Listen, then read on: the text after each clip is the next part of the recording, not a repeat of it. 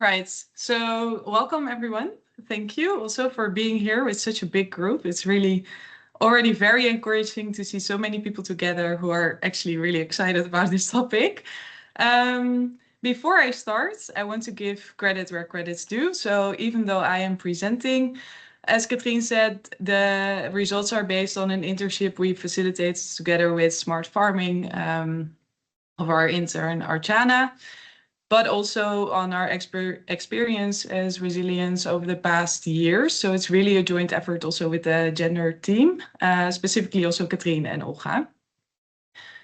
So we're going to speak about monitoring female empowerment today, and mostly also in the context of agricultural projects, agri-food projects, like I think all of us are involved in. Since we are not necessarily implementing projects that are only gender transformative with only a gender goal, but we have so many different objectives. So that's actually the background of this research. How can we monitor empowerment, but also in the context of having to monitor a lot of different things? Before diving into the setup of the presentation, I want to speak about why are we even working on empowerment, and doing so with a bit of data to start with. So according to the FAO, a research from 2023, over 1/3 of the world's working women are employed in agri-food systems. That's a lot. And even though we have so many women working in agri-food systems, still they face a 24% productivity gap between men and women, and this is on the same land size. So even though they have the same land size, there's a 24% productivity gap, and they are paid nearly 20% less. So they earn about 82 cents for every dollar earned by men in agricultural wage work. Besides that, they are less likely to run businesses in high value chains, and they are often provided unpaid or poorly paid labor in male-dominated sectors. And then I could go on even more, but these numbers are not because women work less or less hard or different. It's really because we have these persistent gender gaps, like access to or limited access to land, water, knowledge, decision-making, and of course, this heavy burden of unpaid labor. So what would happen if we address those challenges? That would not only empower women, but it would also enhance the overall sector. And so reducing the gender gap in farm productivity and the wage gap in agri-food systems would increase global GDP by nearly $1 trillion, and it would reduce food insecurity for 2% of the world's population, for 45 million people. So this makes me in a way concerned, but also excited, because there's such a huge opportunity if we are able to work on female empowerment. So what are we going to speak about today? First of all, before diving into the how and what can we do, I want to explain one more time what exactly female empowerment means. So what's the concept? And then after we've defined the concepts, I want to go into how can we define empowerment in our projects and how to work on it. And then after we know how to work on it, we move into the implementation and the monitoring of it, and then learning, of course, so that we can keep improving. So starting with understanding empowerment. The definition presented here is based on the definition of the Royal Tropical Institute and of the Bill & Melinda Gates Foundation.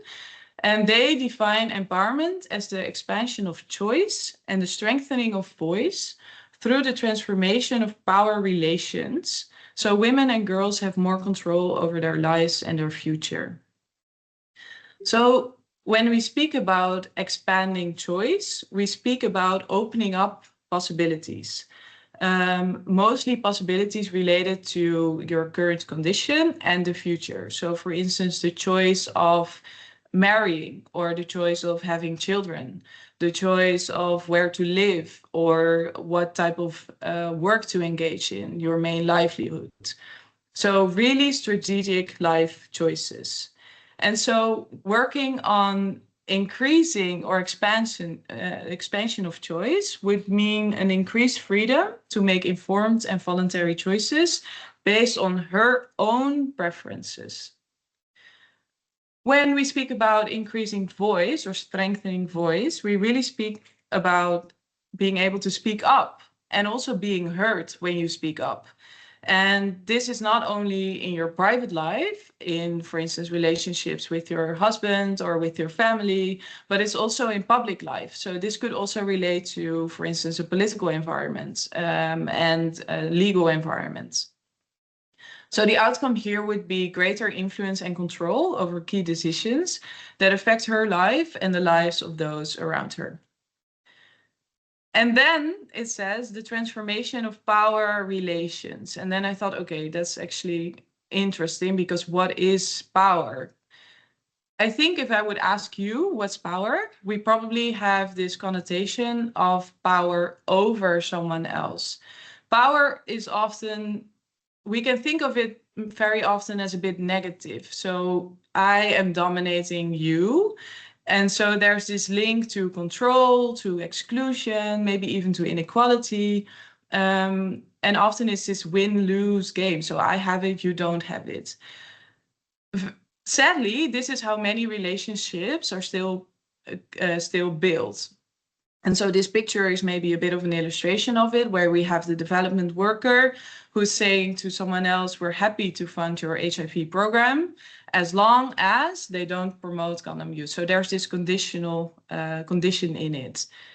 However, there are different forms of power. We don't have to reinforce power over. If you are in this power over relationship and you haven't seen any other type of power, very often if you get to the place of power, you would start doing the same thing. So we want to show that there are different forms, starting with power with. And this is really about the power with collective action, mutual support, community. So it's about collaboration with other people. As the illustration says, sometimes I feel like there's not really a direction. I don't know what to do. But then if I have this group around me of people who feel the same thing and we all have a purpose, suddenly I feel strengthened and I feel like I have more power to make impact. So when we get with the crowd, we can have impact. The second form of power is power to. Thinking that maybe I don't have the capabilities or I can't do it because there's this structure that's restricting me. So the illustration, they said my farming days were over when I lost my legs, but no, I found an innovation that works for me and I actually can do farming. So power to is really about finding ways to actually look a bit outside of your ways. And then the last one, power within, is really about your confidence, about your self-esteem. If we work on someone's confidence, we also feel stronger and we think we can do more. And I start the day by, whoa, actually, I'm going to do some difficult things today, but I think I can do it because I've done it before and I have confidence in myself. So we keep these three forms of power in mind throughout the presentation, and I will refer back to them when we speak about empowerment. But this is what we want to enforce in our projects. And then we've learned with resilience that actually really needs a structured approach. So working on empowerment is not working on like one pathway of the project and then thinking, oh, maybe if I increase that, then that will also increase economic empowerment. We've really learned that just like any other project design, you need a structured approach.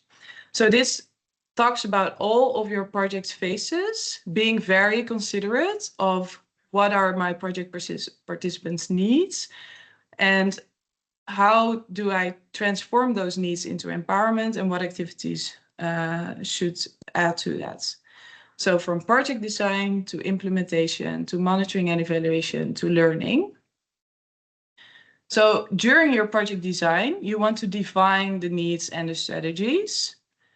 Then when you've transformed those into activities, you want to use quantitative and qualitative methods to monitor those activities, to see what exactly is going on and is it working. And then after you have all the data, of course, you analyze. And then after you've analyzed, you can do two things. On the one hand, showcase the collected data to the outside world because, whoa, you've learned so much and this is actually working. So let's showcase it so other people can learn from it, but also learn within your own program. So facilitate adaptive program management. And a structured approach is not only so you as a project know what works and what you should work on, but it's also because monitoring, evaluating, and learning avoids harmful unintended consequences. Many of our projects are or have the objective to be gender responsive, meaning we want to acknowledge and consider women's and men's specific needs. And we even work towards being gender transformative, addressing the causes of gender-based inequalities and working to transform harmful gender roles, norms, and power relations. But we don't know if we are really addressing causes and if we are really working towards transforming harmful gender roles, if we aren't monitoring from what we are doing and if we aren't learning from it.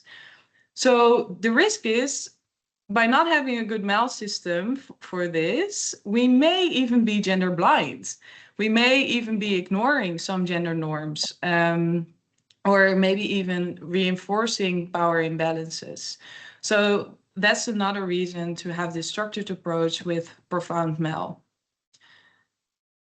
All right, so that's the concept, and that's the reason why we're here. And then let's go into our projects. How exactly do we do this?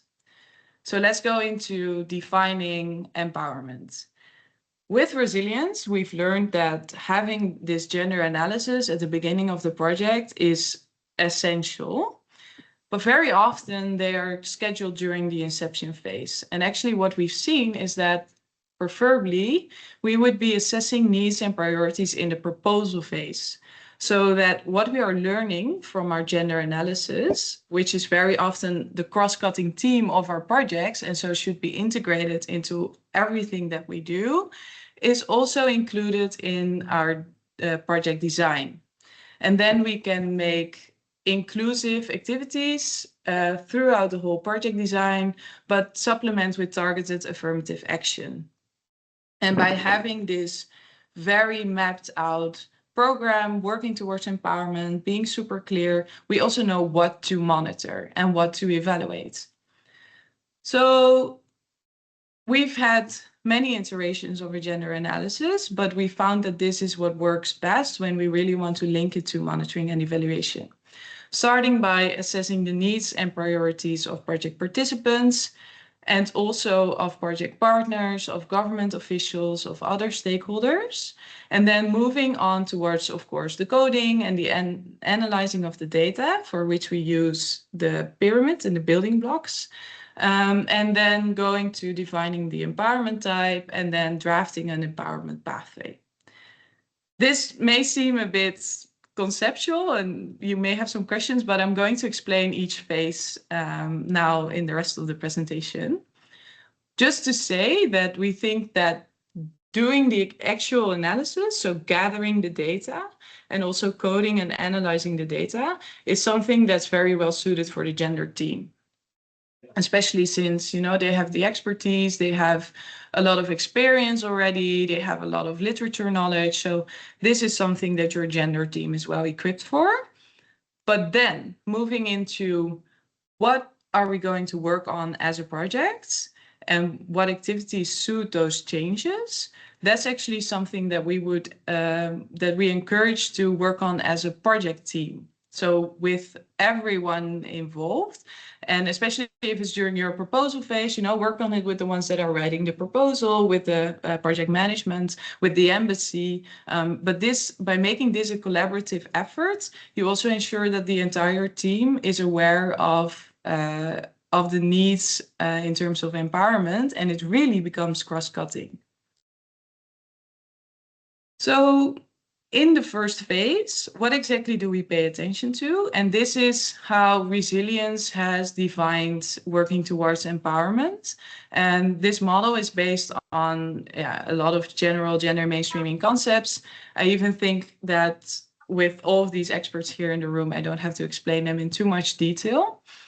But basically, when we are doing an analysis, we look at the middle part of the pyramid or the 5 building blocks. So we have a look at people's who has what, so people's access and control over resources. We have a look at who does what, so their roles and responsibilities. And then that all becomes also, or is being influenced by decision-making power. So who actually decides. And then by having knowledge of this middle layer, we can ask a bit deeper. And when we ask deeper, we talk about beliefs and perceptions. And then we've seen that these beliefs and perceptions influence the following layers.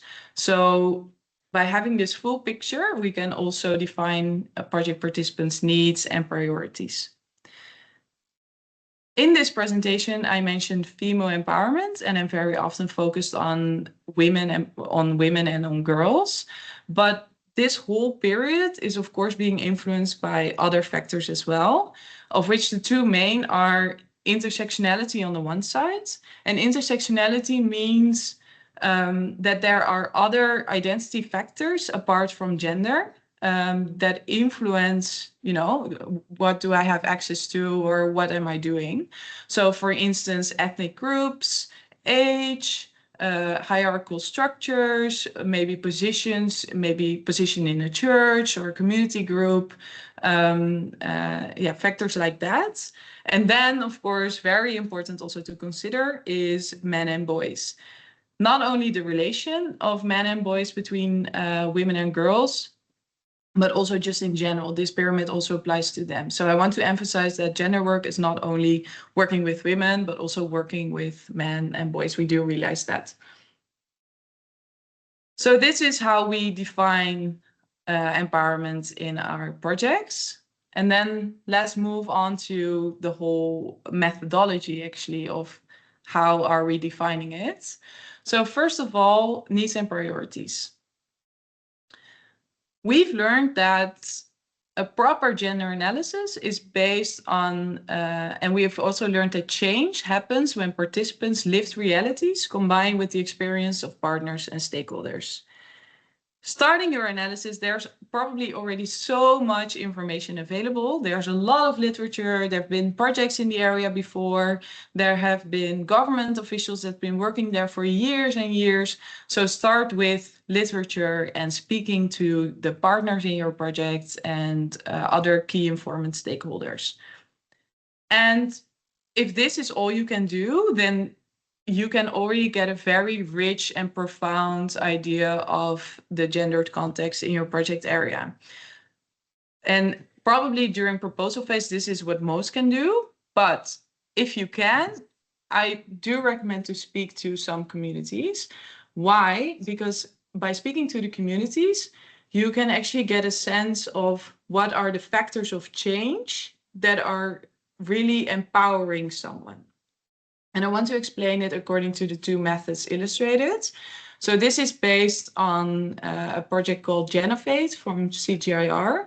And in Genovate, they used the ladders, two ladders actually. One is the ladder of life and the other is the ladder of power and freedom. And they use life stories.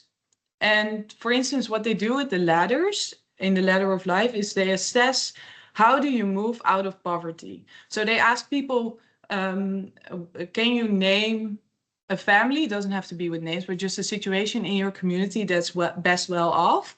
They're on the top of the ladder. And then who's worst off? And they're on the bottom. And then what steps are there still in between?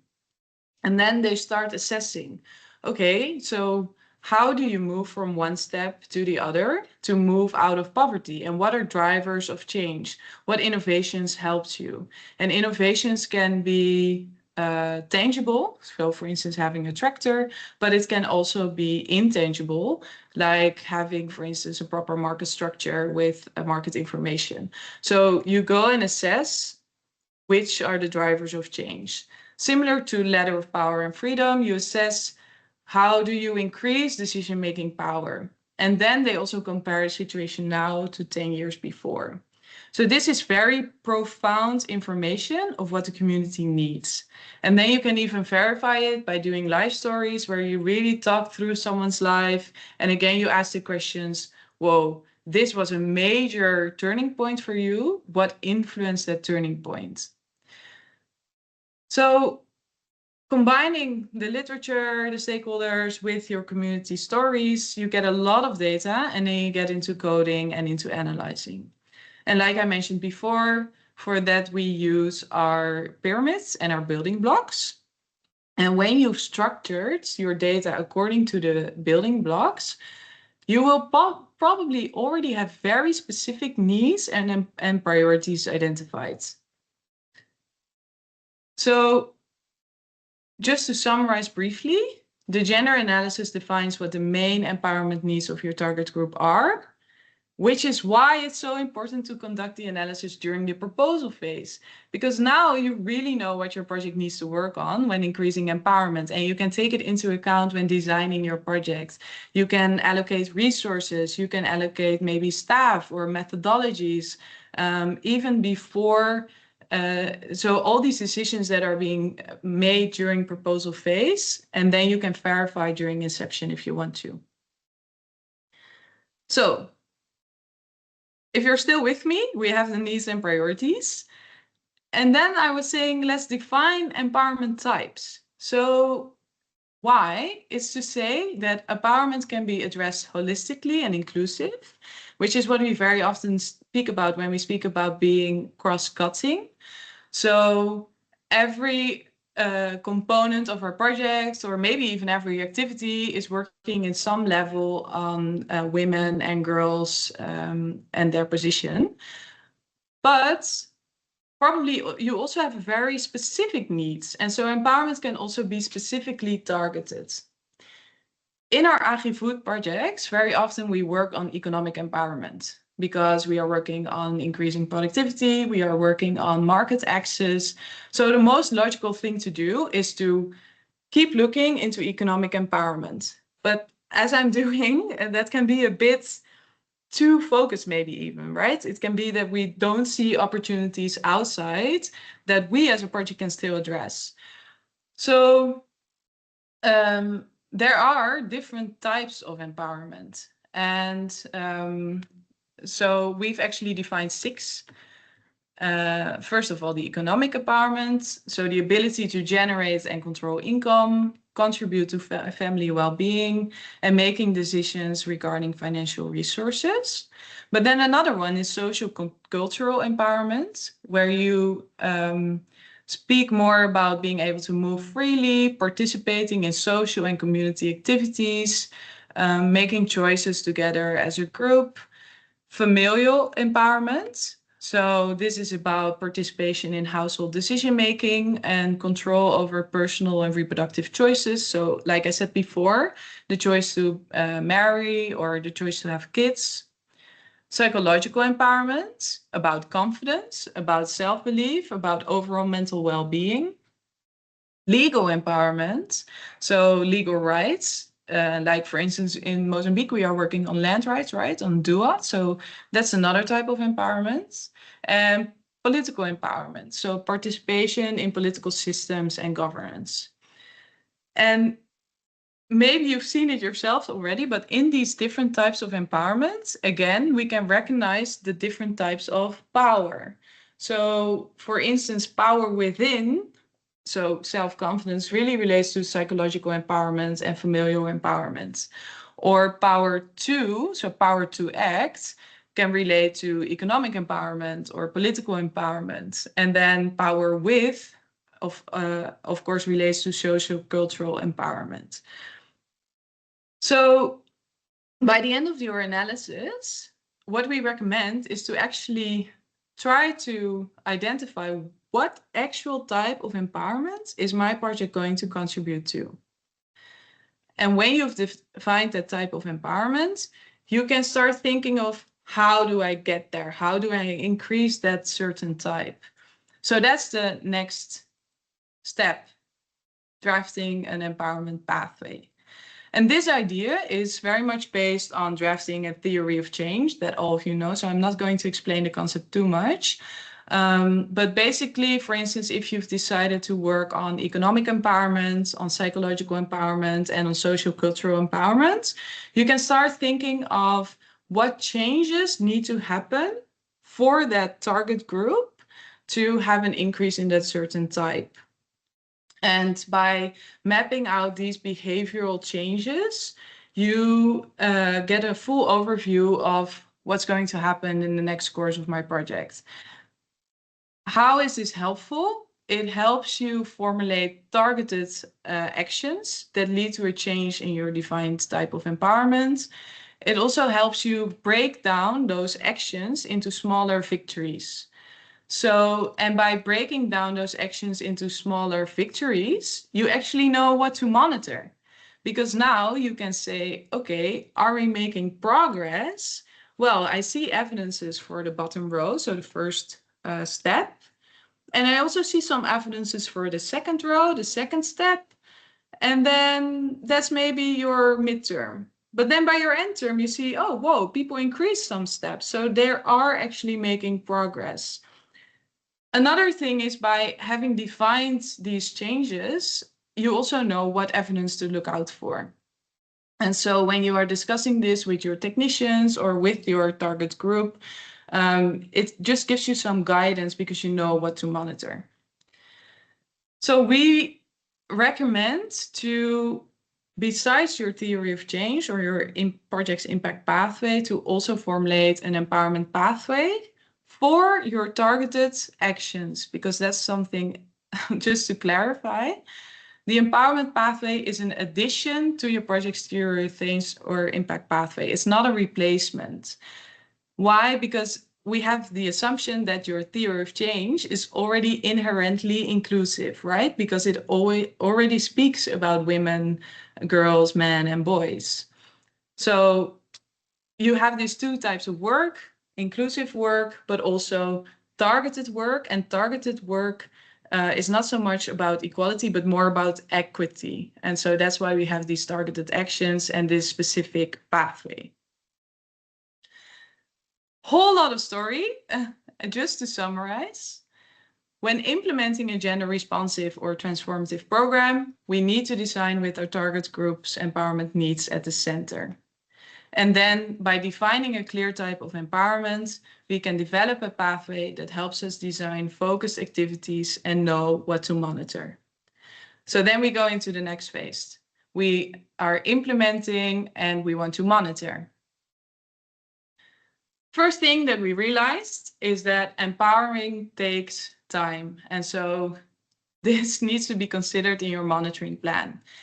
Monitoring female empowerment is not something that you do continuously. It's not something that you do with your operational surveys, where you track maybe production or income or these things that can change throughout the year. This is really a process that you need to take time for. And so we also recommend to just monitor it profoundly during baseline, midline, and endline. And then how to monitor? You can use quantitative and or qualitative tools. But there's a note that we realized. So we are here with a lot of people from working in Dutch projects. And the FNS framework refers to ProWea. And so we've tried to use ProWea as one of the quantitative tools in our projects. But we realized that ProWea requires a lot of expertise. It takes a lot of time and it requires a lot of resources. And like I said in the beginning, we are not necessarily gender transformative projects, right? We also have other objectives. And so very often we don't have the expertise, the time, or the resources that's needed to thoroughly implement ProWea.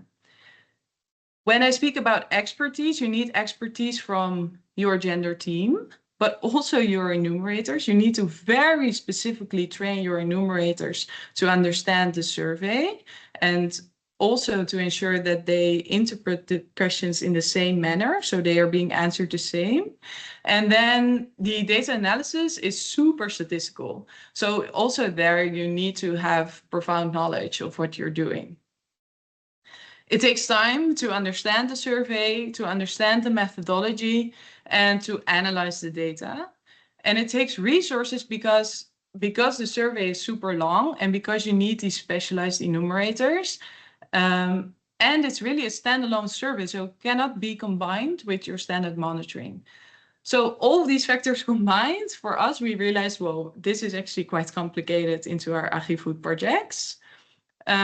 So we try to look for an alternative, and you can use ProEA questions selectively as input for general monitoring surveys.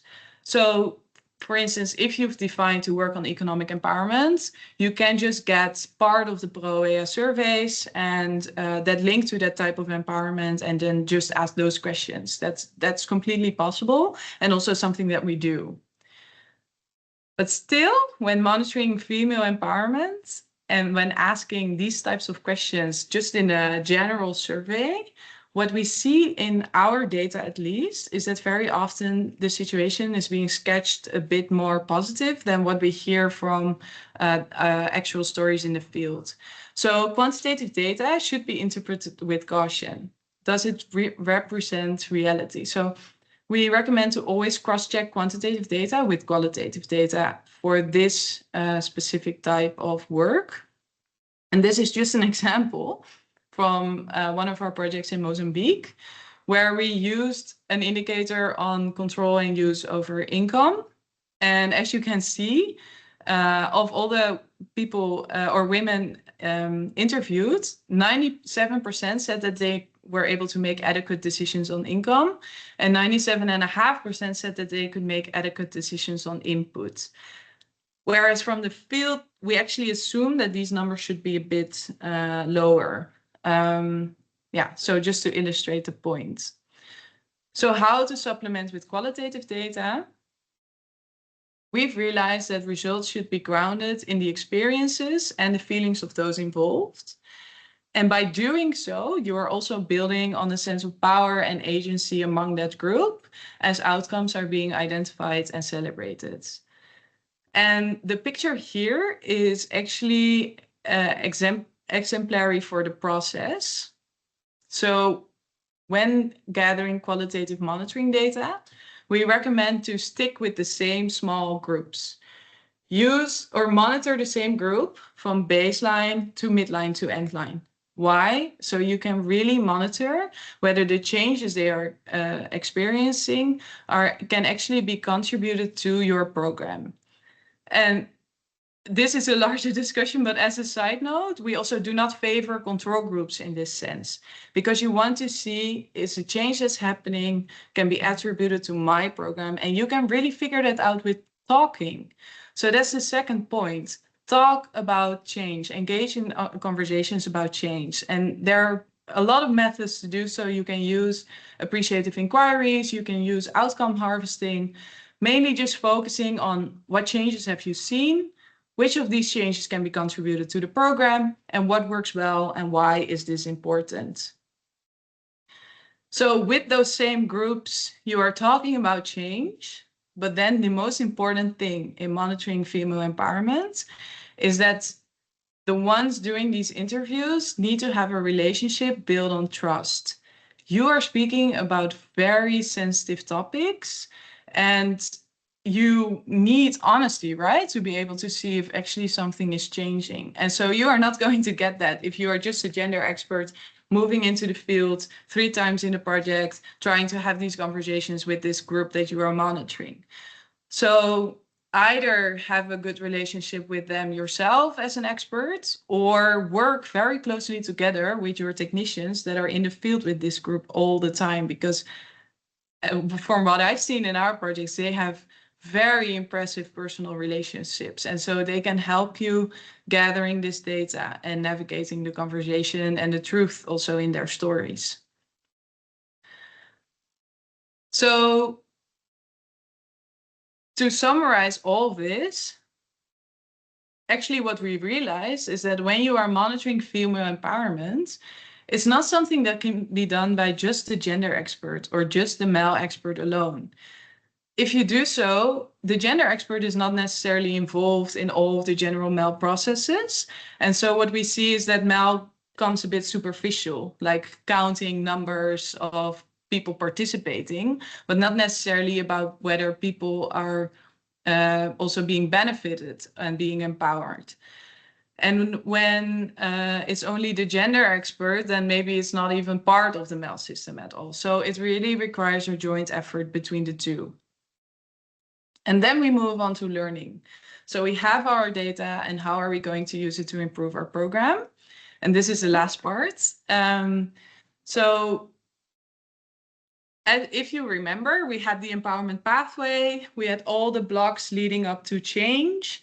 And now what you can do is trying to link all of these evidences, all of this data from the field to that pathway. So that's really what you see here in this picture. Actually, what we're trying to do is everyone was gathering their quotes, their pictures, their stories, and they try to link it to one of the blocks of change in the pathway. By doing so, you can identify the impact so far. You can identify if you are progressing. You can identify if your assumptions that actually realize change are true. And you can identify if what we are doing is still the right thing. And so this is important about the pathway. It can be changed. It's an iterative tool.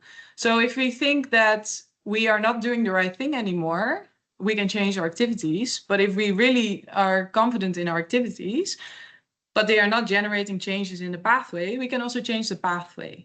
As long as we all, so again, as a project team, not just a gender expert, as long as we all agree on these changes in the pathway. And this is your adaptive program management. So now we've learned from what we are doing in the field, and we are trying to improve our program.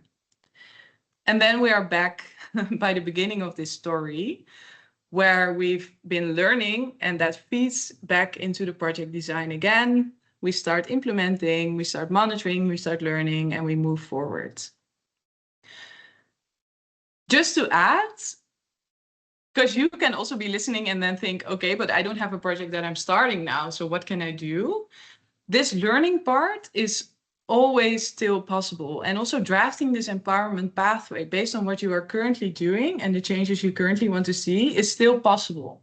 So we would still encourage you, try to map out the changes, try to collect evidences from what you hear, maybe even from just your technicians, just a session, and then learn and try to feed it back into your program design. And you can also do this just in your endline evaluation, so that it feeds back into new programs that you are designing.